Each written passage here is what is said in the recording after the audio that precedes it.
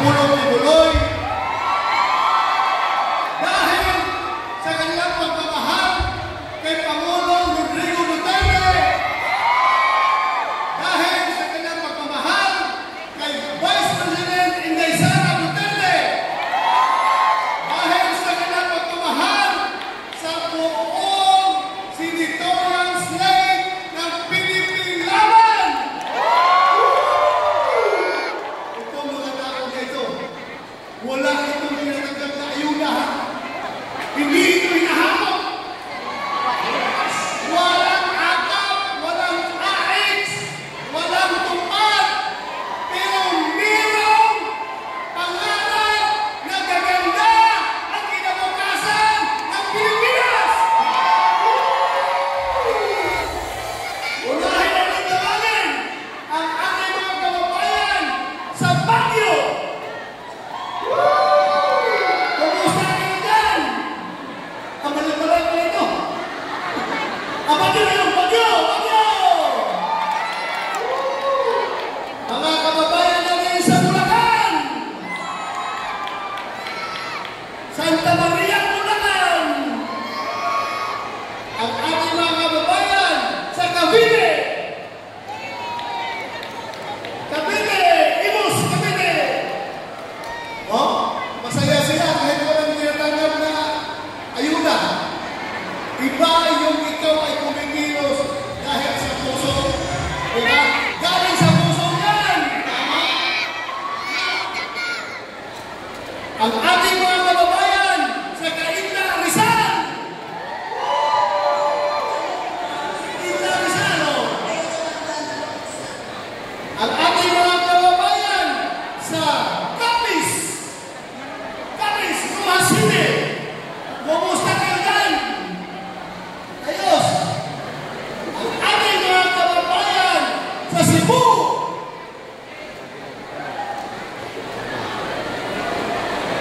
Asan ang Cebu? Yun! Ang ating mga kababayan sa Agusan! Malayo-layo na signal. Oh, meron pa! Meron pa rin! Andyan pa rin sila. Ang ating mga kababayan sa Ilang, Davao City. Naghana, oy! Oy! Naamoy akap niya? Wala ko! Pure heart yan, pure heart. Pure heart. Yung heart ni Senator Bungo. Pure heart yan, nandito sila. Dahil sa puso talaga. Ang ating mga kababayan sa Talubo, Davao City. Yun, ang dami nila, oh. Ang dami. Ating mga kababayan sa Matanao, Davao del Sur, at ang mga siligan. Oh, mga siligan. Ating mga kababayan sa Plaridel, Misamis Occidental. Yun. Ewan ko lang kung may linya ito ngayon, ha? Misamis Occidental, oh. Ang dami. Ang ating mga kababayan sa Toril, Davao City. Technical problem. Anyway, pero pa rin tayo dyan sa Davao de Oro. Mga kababayan natin sa Davao de Oro. Ano, of course, ang ating mga kababayan dito sa Calamba, Laguna.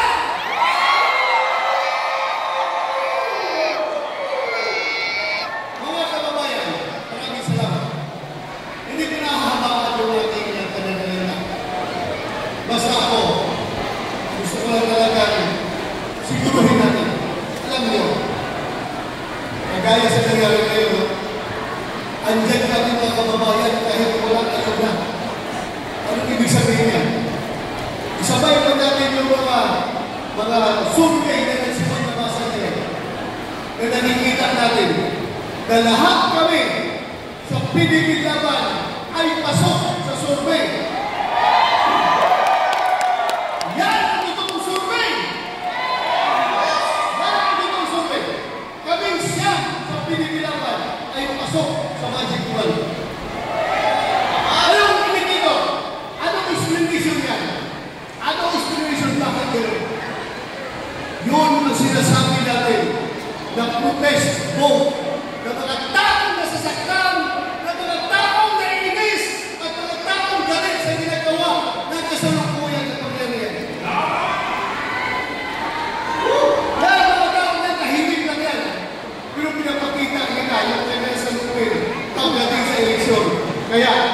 am warning you. Hold your breath.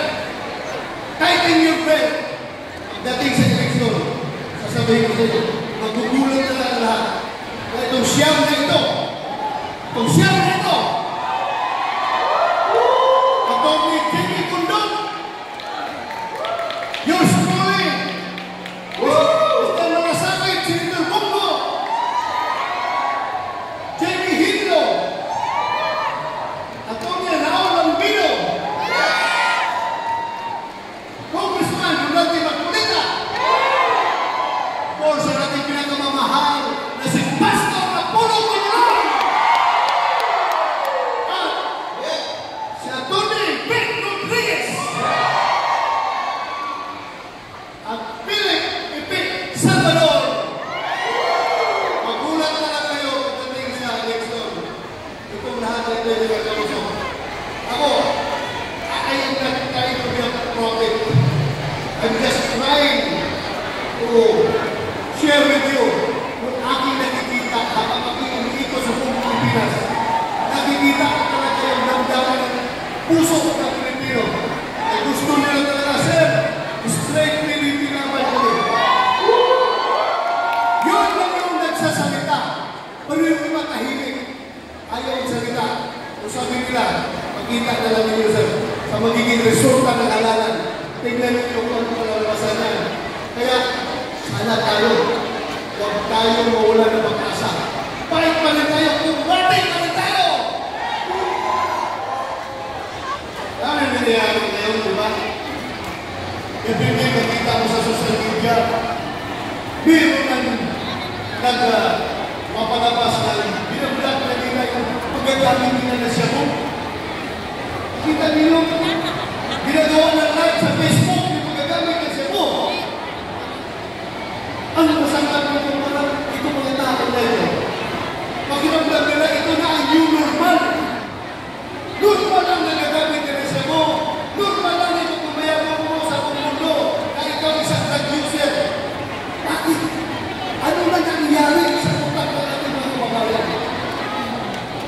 Hahayaan ba natin na magiging ganito na lang palagi? Kaya tayo nandito dahil nga sabi natin, ayusin natin ang ating bayan ng rally. Yan ang purpose sa rally na ito. Ang mahirap dyan, yung ating mga anak, kabataan natin, wala tayong tulong sa kanila. Sila sige-iskan sa social media at nakikita nila yung mga ating organization na pinag-post sa nilang illegal activity. Ano ang isipin ng kabataan? Ay, normal ka pala. Ay, sikat ka pala.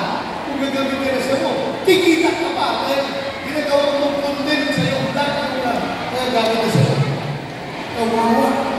Kawawa ang kabataan. Kawawa ang Pilipinas.